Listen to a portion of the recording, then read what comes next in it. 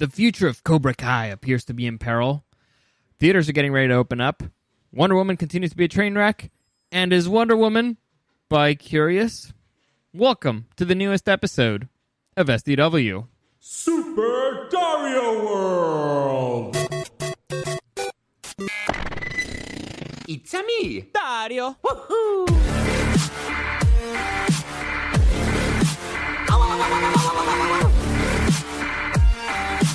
Let's go!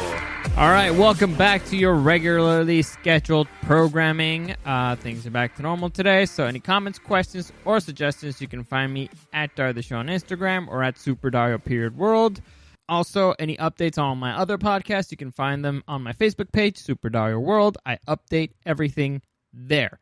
Easiest place for you to find to, keep updated on all the things that I do. Tomorrow, I'm planning on doing another podcast with my kid brother, Super Dario Brothers. You can check it out there. And all right, let's just get into it because I missed a lot, and there's kind of big things happening in the world. There's a lot of let's say good news all around. So first off, side note, just a little thing. It's just been confirmed, and this is only because I talked about it in my other podcast with my kid brother. But Sony Pictures has confirmed Sonic the Hedgehog will have a sequel. Now, I mentioned that because not only because we talked about it, but because honestly, Sonic was a decent movie. It's a decent video game adaptation. It was fun. Jim Carrey's hysterical, and it set up the story for a pretty good sequel. It was commercially very successful, critically also very well received. So this honestly is proof. This movie is proof that if you listen to your fans, good things happen. You remember the first Sonic the Sonic the Hedgehog trailer came out and he looked like an alien, and everyone was like, "Ah, what you do to Sonic?" Ah, and so Sony was like, "All right, okay, let's push this movie back. It was supposed to come out in November. They pushed it back to February. They changed the design, and everybody was happy." So clear sign that Sony is at least listening to their fans with this franchise. So good news. Let's hope they do. Let's just hope they keep doing something similar for the next one. Good news all around. Now, there's a little bit of controversy behind Cobra Kai recently. Now, for those of you who don't know, Cobra Kai is the YouTube, is it considered a TV show? The YouTube streaming show based off of The Karate Kid. It actually has the original characters from The Karate Kid, Ralph Macchio and Billy Zabka, whom I actually met in Comic-Con. Really nice people. And so there's the controversy. First off, everybody's expecting Season 3 to come out soon. Everybody has been waiting for a trailer for a really long time. We kind of already know what the story is. Supposedly it was already shot, but it's been really weird that we haven't heard anything. Well, now we know. It turns out that the show is actually a collaboration between YouTube and Sony Pictures TV. And apparently, for some reason, YouTube is deciding to move into unscripted programming, which makes sense. I mean, YouTube gets a lot of free content. Every single person who loads a video on YouTube, they get it for free. Every single news agency, every single TV show that loads anything on YouTube, they're getting free content. Right? It's like they get people that work for them for free. Now they have partnerships where they get ads and stuff like that, and they get a part of the revenue. But basically, they get free content. They don't have to spend any money at all on making content. If they make scripted stuff like Cobra Kai, which was a great TV show, by the way, I highly recommend it. It's on YouTube, and I believe right now you can watch it for free. So I highly recommend that you watch it. But if you start making that type of content, then you have to invest in it. You have to have a separate department in it. You have to waste money, and you have to spend resources on it, and you have to start competing on a different market. Now, everybody and their mother right now has their own streaming service. So again, more competition for them, and I'm guessing they're like, you know what? I don't need this in my life. We already had it good, We already had it pretty easy. People were making stuff for us for free. So why do we need this particular headache? So it is said that they will not commission, as they said, won't be commissioned for a fourth season. However, it's been so successful. Honestly, the viewership has been so. Everybody has loved this show. Everybody who I've talked to who's watched this show has loved it. And it's gotten better from Season 1 to Season 2. So, Sony's not going to want to give up this cash cow, and it sounds like right now they're in the middle of a fight with YouTube for the rights to see if they could actually stream Season 3 somewhere else, find a new platform, take Season 1 and Season 2 with them, the rights for any future seasons. So, it's apparently non-exclusive, but we'll see. It's a middle of a fight. It's too much money to leave on the table, so I'm pretty sure that they'll find a way to work something out, and the show will go on. We just don't really know where. And until they figure that out, well, the show's not going to be... we're not going to see season 3. So it's a little bit of a controversy, but one that I'm pretty confident is going to get fixed pretty quickly. Now, next, let's move on to Batwoman, and the show that really just keeps making no sense. So you remember last week when I talked about Ruby Rose, the lead of the show, you know, Batwoman from the TV show Batwoman, how she left and how it was very controversial, and how apparently the rumor said that it's because she couldn't deal with the workload of headlining her own show and stuff like that, which is insanity, but whatever. Now there's rumors of what the writers are planning to do with season 2. Apparently, and again, this is all speculation, but it's based off of a casting call that people found and leaked online. But apparently, Batwoman season 2 will be featuring a new lead character. This means that Ruby Rose's Kate Kane will not be returning. They won't recast her. What they're going to do is they're going to switch her up with one of the other Batwomen. I don't know which one, because again, according to the casting sheet, the name there is Ryan Wilder. But Ryan Wilder is a female, mid-late 20s of any ethnicity. She's about to become Batwoman. She's likable, messy, a little goofy, and untamed. She's also nothing like Kate Kane, the woman who wore the Batsuit before her. So, first, let's start off with the funny thing. The funny thing, the interesting thing here. That's how bad the show was, all right? That's how fucking bad that show was. Or is technically, because it still exists. You have to change your lead to somebody who is, quote, nothing like the main character. That is fucking hysterical. That's how bad the CW noticed they messed up. That's how bad of a fuck up that was. They're trying desperately to save it. It's like, all right, everybody hates the show, so we need to change absolutely fucking everything about it, which means we need to find somebody who's the exact opposite of the former lead. And this actually makes something even more controversial. So, you remember before, because I talked about this, how they were committed to finding somebody who represents the LGBTQ community. But if you're casting a character that's supposed to be nothing like Kate Kane, that means that she should not be a member of the LGBTQ community, right? Right? Because she's supposed to be nothing like her, which means that she should be straight. So I have no fucking idea what they're doing. Oh man, I keep getting news about DC. And some of it's good, and a lot of, but none of it makes any fucking sense. They don't know what they're fucking doing, and that actually leads me to another bit of info. But I'll wait on that one. It's just I found this funny. I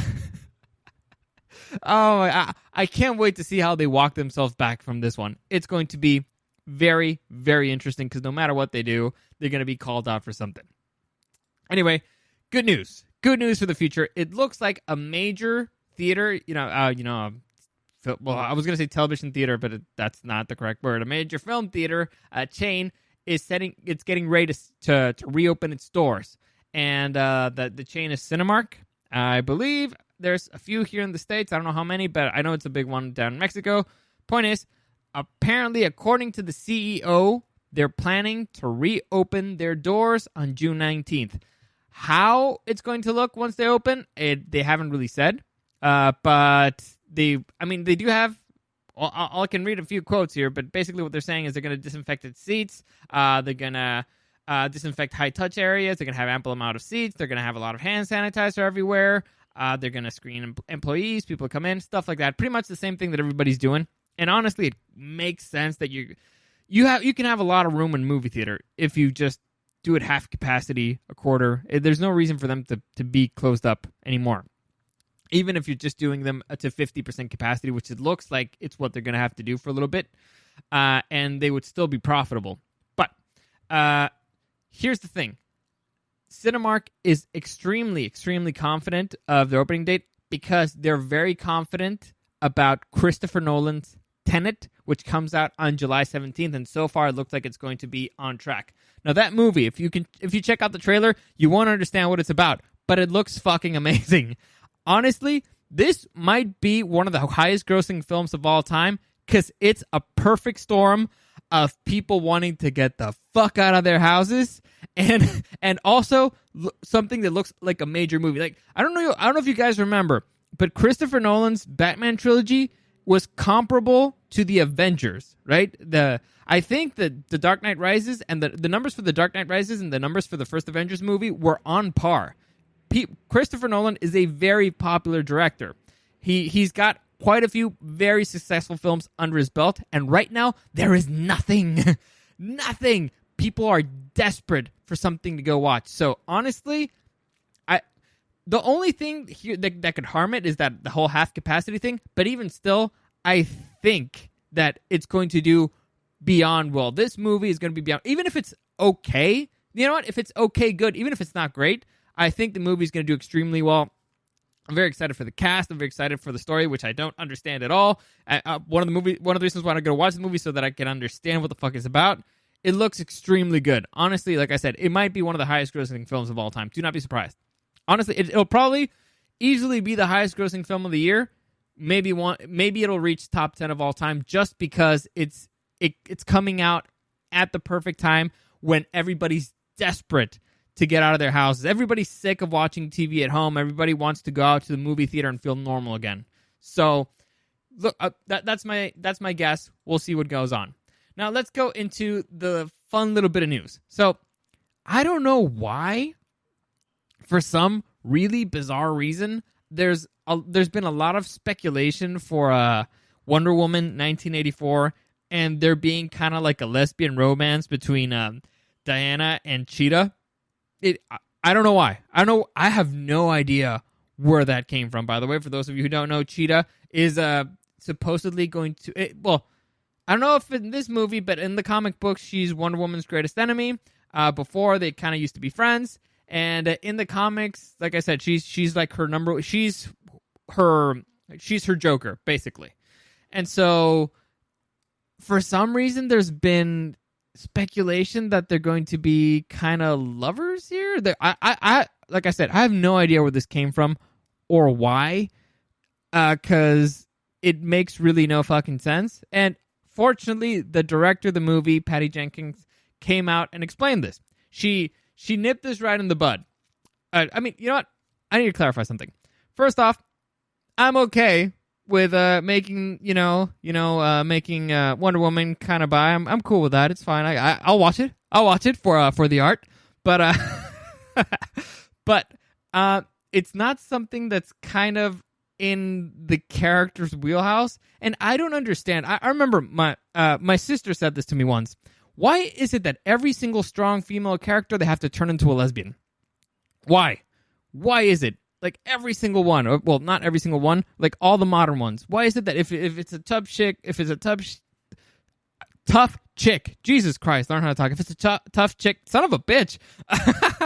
If it's a tough chick, she has to be a lesbian for some reason. Why?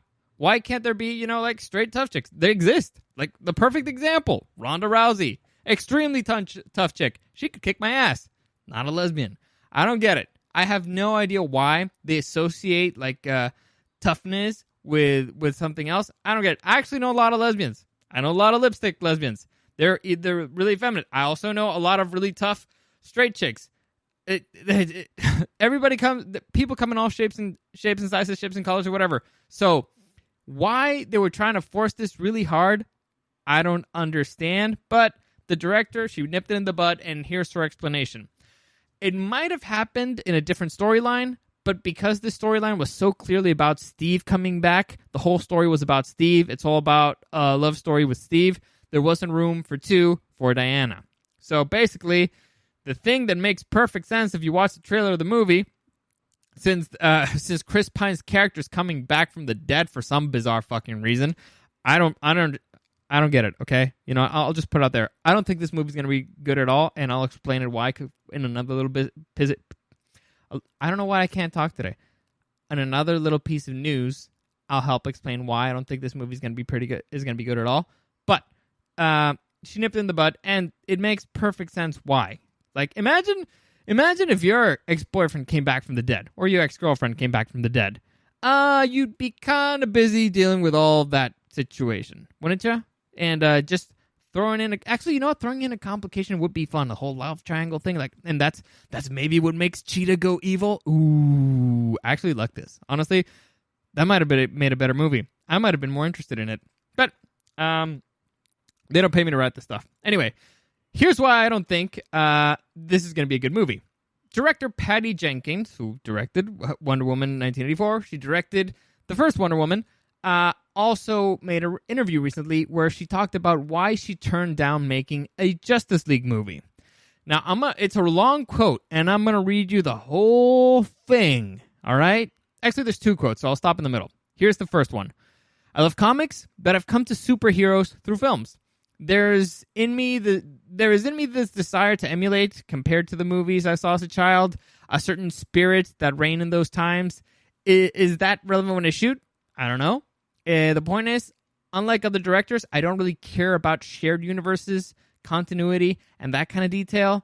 I've been contacted to make a Justice League movie in the past, and it doesn't connect me to many characters. So, a lot to unpack fucking there.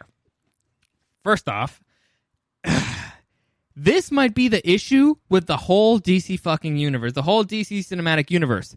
You're hiring directors who don't give a fuck about continuity. You know what sucks when you're building a fucking cinematic universe? No continuity. That's the thing that breaks it. That's the thing that ruins it. That's the thing that makes it not make any fucking sense. Also, this chick knows nothing about superheroes. She just said, I'll read you the first line. I love comics, but I've come through superheroes through films. She's never said that she actually read a comic. She never said that she actually read a comic for Wonder Woman. She just says, oh yeah, I like comics. She didn't say which ones. She didn't specify anything. And again, if your first interaction with superheroes is through films, they haven't been going on for that long. Like, the very first one was the very first successful one. I'll clarify. The very first successful one was Spider-Man, and it came out in the 2000s. So, bad start there, and it shows something very important to me. That something that really annoyed me from this movie is that you never really understand you understand, but it's never really made clear what Wonder Woman's powers are. What are her ranges? What are her levels? Because for some reason, she can take a punch from Doomsday in the face and come out without even like a bruise. However, somebody shoots her and she bleeds. For some reason, she's immune to poison. Her brazers, for some reason, when they hit each other, they make a wave of energy wave. I don't know what the fuck that is. But also, when you hit them again, it could also focus on and make a laser. It doesn't explain if those things are magical. Is it just that she's hitting them really hard? There's a lot of things you need to explain. Like, I've talked about the movie Shazam. Shazam spends like a 20-minute sequence of them trying to figure out what the fuck his powers are, and it's hysterical. It's probably the best part of the movie. And you know what that does to the audience? It helps you understand what the hell's going on. Going back to the original Spider-Man movie, there's a pretty long sequence of him trying to figure out how his power works. You know? Shazam! Pew! When he's trying to figure out how the hell the web works, how his fingers get stuck on everything. It's important for the audience to understand what your superhero's powers are. And you don't just pull up shit out of your ass. That's called fucking lazy writing. Anyway, so clearly she doesn't understand superheroes, and she clearly didn't do her research, and that's why the movie didn't really make much sense, and it didn't really follow anything that had to do with the rest of the DC Cinematic Universe. And I'm about to double down on that because here's another quote from her, and here she's addressing her exit from Thor: The Dark World, because originally she was going to direct Thor: The Dark World, but 2011 Marvel Studios gave her the boot. Here's her addressing that situation. I really like the people who work there, but they want full control over their movies. The director is under control. Yes, it can happen. Furthermore, it shows immediately if a director cannot impose her vision. When this is the case, I get the impression that these people are doing a different job than me. But with Wonder Woman 1984, I think I did exactly what I wanted, and then everything a superhero movie needs comes naturally to me. I love shooting great action scenes versus great sets. I really enjoy it. All right. I don't know why I did the voice like that, but...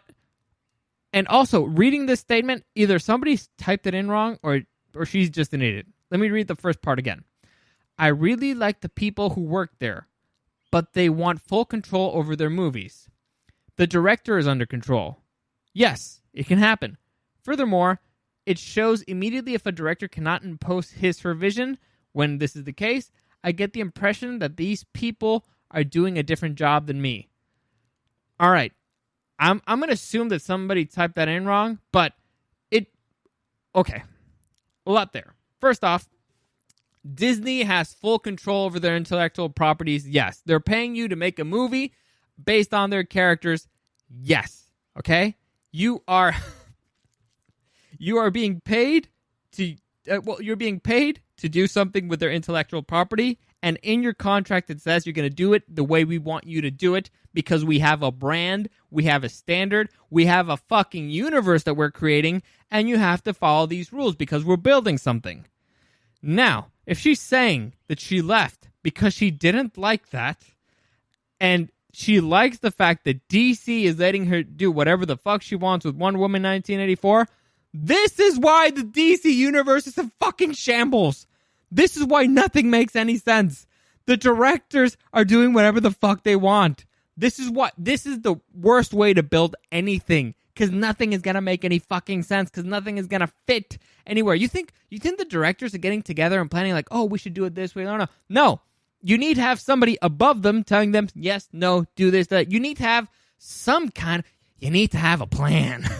All right? You need to have a plan. Jesus Christ. Oh, I was reading this and I was getting pissed off. Like, I was getting really, really pissed off because this is...